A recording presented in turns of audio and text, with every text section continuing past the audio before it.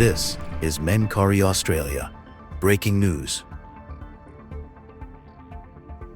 This is Menkari News Australia. We're following breaking news this morning. More than 14,000 Optus customers in Melbourne Southeast have lost mobile service after what the company is calling a significant network outage. And here's what's raising serious concerns. Emergency 000 calls have been affected.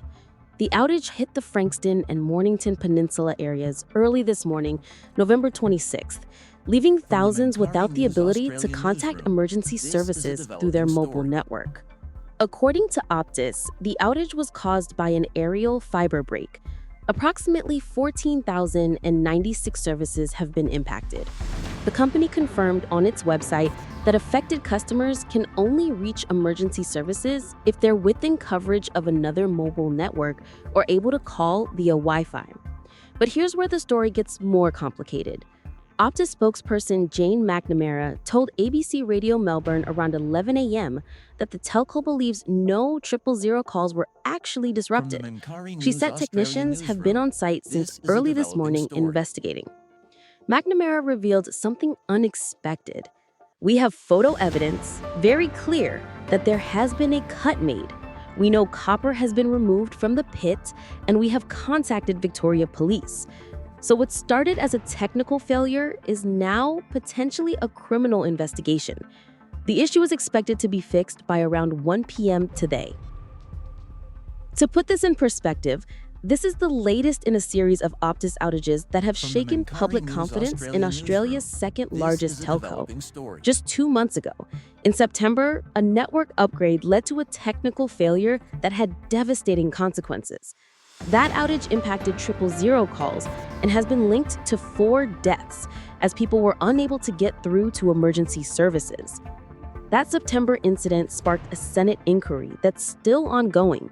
Optus CEO Stephen Rue appeared before the Senate Standing Committee and took accountability for what he called the company's failings. Rue said the September outage resulted from human error and outlined immediate changes the company made. These include 24/7 state-by-state monitoring of 000 call volumes, mandatory escalation processes for any customer reports of 000 issues, and daily manual 000 test calls in every state and territory.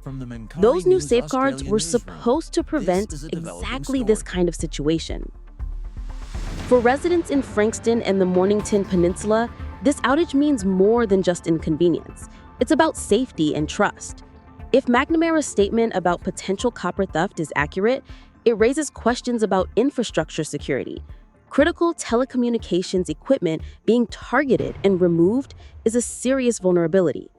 The timing is also significant. This comes while Optus is still under Senate scrutiny for the September outage.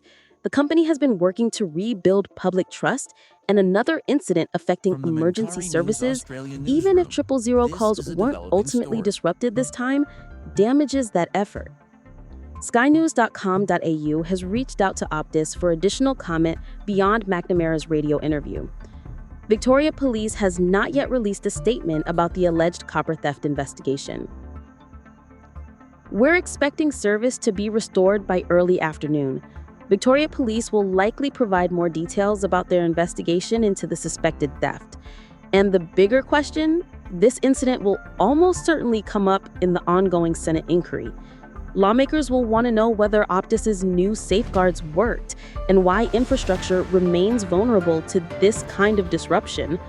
We'll keep monitoring this story and bring you verified updates as they come in throughout the day. For the 14,000 customers still affected, check your Wi-Fi calling options and stay aware of alternative ways to reach emergency services if needed. I'm Michelle Botta for Menkari News Australia.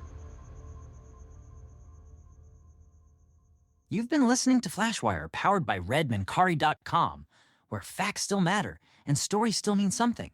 If you believe in independent journalism with impact, hit subscribe and share this episode. Your support keeps truth alive. Breaking. Verified. Australian. When the story breaks, we don't wait.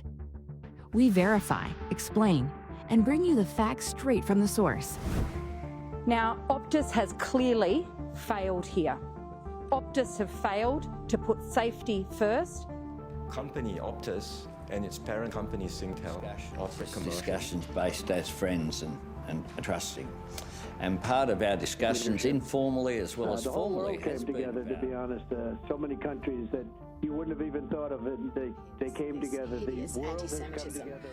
Now, we do need to draw a line in the sand when it comes to the protests that we continue to see in this country. The Flash Wire is your rapid response breaking news podcast, a stripped down, adrenaline-paced bulletin that drops minutes after major stories break. It's designed for listeners who want accuracy and speed, not noise. Think of it as the audio equivalent of a newsroom's red alert light turning on. Each episode runs under 5 minutes, short enough to drop between scrolls, but packed with verified updates, eyewitness info, expert sound bites, and a forward look at what happens next. No spin, no filler, just what you need to know and what comes next.